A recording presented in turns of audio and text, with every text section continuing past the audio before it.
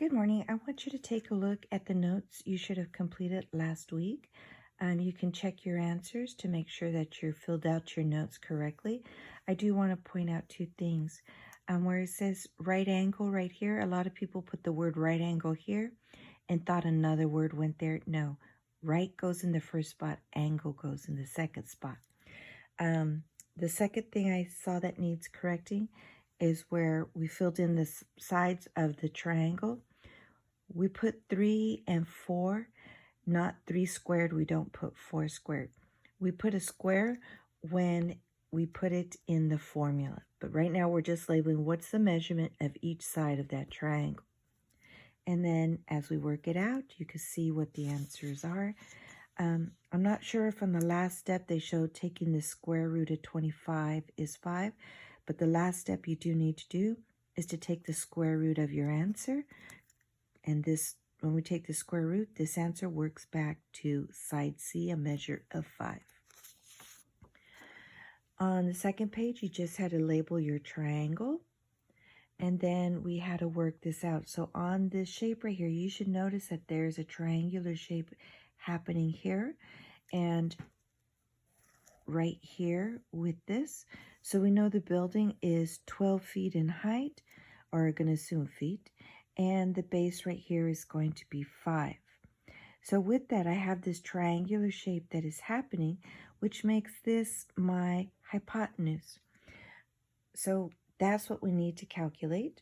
So I put the sides in the formula, 12 squared plus 5 squared, calculate it out. I get 169, and then you need to take the square root of your answer. Notice that the square root and the square cancel each other out, and we're left with just C. Because the square root and a square are the inverse of each other. That's why I had you doing squares and square roots last week, so that you could start get the hang of how these two work together. So when we take the square root of 169, we're going to get 13 for an answer. Where do you see triangles in your house? Or where you see it in your daily routine? You know, we have a lot of things. You have cabinets in your house, and if you cut those cabinets in half, like we have a lot of rectangular cabinets in our house, if I cut those in half this way, I'm going to see triangular shapes.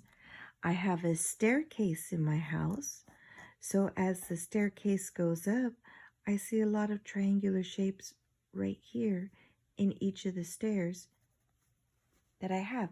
So you kind of have to use your imagination a little bit where you can see triangles in your house and where angles are. What about the roof of your house? Is the house of your house like this, or is your house like a flat house? So some of you might have your roof in a triangular shape. Okay, so try to take a look around and see if you can spot where you can make triangles or where you can see triangles in your house. Okay, so I'm going to go over a few examples of Pythagorean theorem and how to set up your formulas and the problems. Okay, I'm moving around here. So in today's lesson, you're going to be given a picture of a triangle, and on this triangle, you're going to be asked to calculate the hypotenuse. So we're going to figure out what is side C.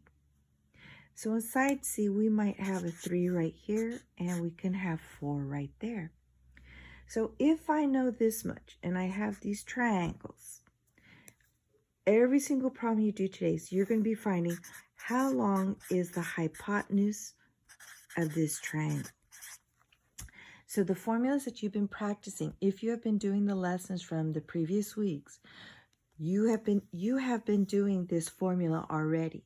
There's only one step you have not done yet, or put together. We have been squaring numbers. I had you practice doing 3 to the second power.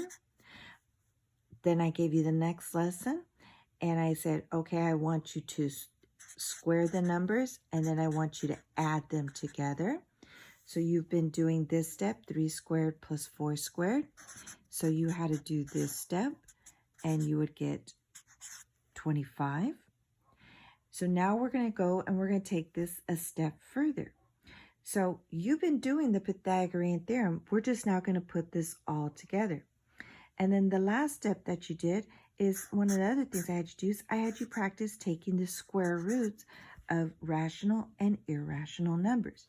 So today we're basically going to be working with rational numbers. And when we do this, all of this stuff is going to come together for Pythagorean theorem.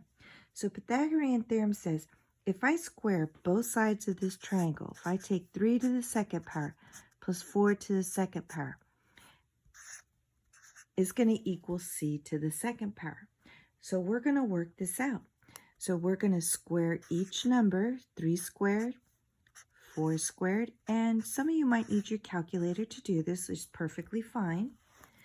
I'm going to add 9 plus 16. I'm going to get 25 equals c squared. Well, I'm solving for c. I'm not solving for c squared. So that means c has to be by itself, and I need to get rid of that square. So the opposite of raising a power to 2 is to take the square root of it. So if I take the square root, if I do it to one side, I have to do it to the other side. So when I take the square root, this square root cancels that. So I'm left with c. Put 25 into your calculator. Take the square root of 25. So in your calculator, you're going to hit the square root symbol, then 25. And that's going to give you an answer of 5. So the length of the hypotenuse on this triangle is going to be 5. So all the ones that you're going to be working with today are called Pythagorean triples. And they're all going to work out to whole numbers. If you're getting a decimal answer, you're probably calculating something wrong. I'm going to do one more example for you. And again, the legs of the triangle always are going to make an L shape going this way. They can make an L shape going that way. Those are going to be the legs of the triangle, okay? So in each of the triangles are examples that I'm going to give you. I'm going to give you one more example of how to calculate Pythagorean theorem. So let's say that this side was 15, this side was 36. I want to know what the hypotenuse is. So I want you guys to try this one. So I'm gonna guide you, but I want you to calculate this one.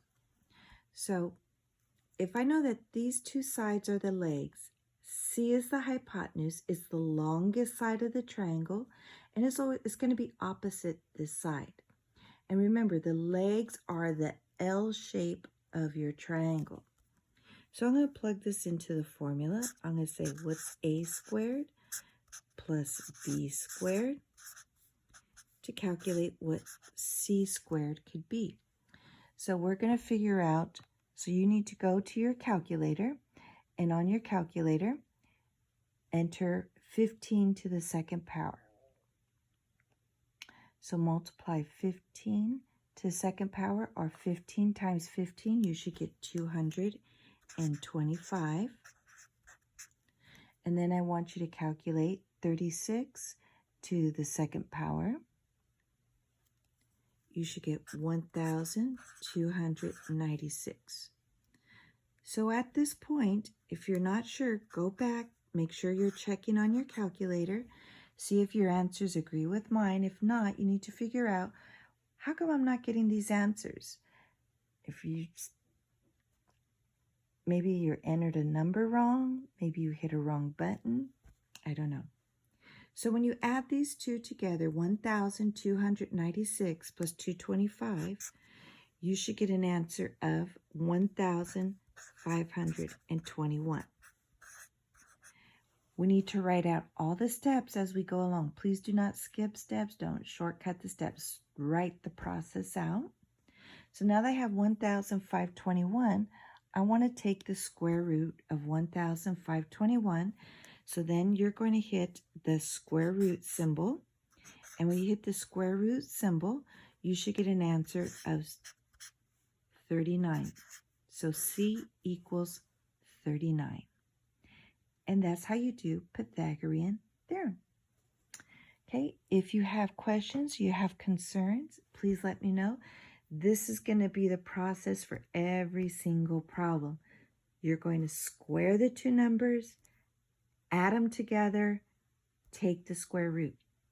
I have put a guide in the lesson for you to help you fill in the blanks as you go.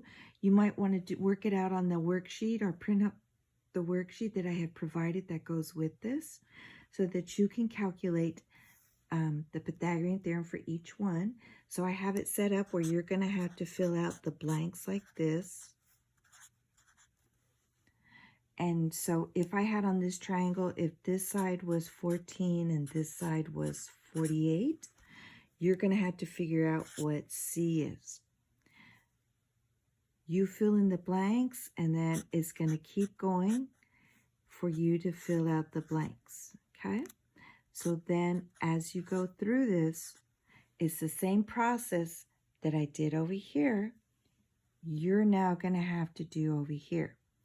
So as you work through this, you try this problem out, and in the end, see if you get the same answer as I do, 50. If you got this, it's going to be a piece of cake for you. If you get stuck on this, go back, look at the examples, watch the video from last week, and if you still get stuck, please email me and then I'll help you out. Okay? Thank you and have a great day. See you later, Kingsmen. Hope you're all doing wonderful.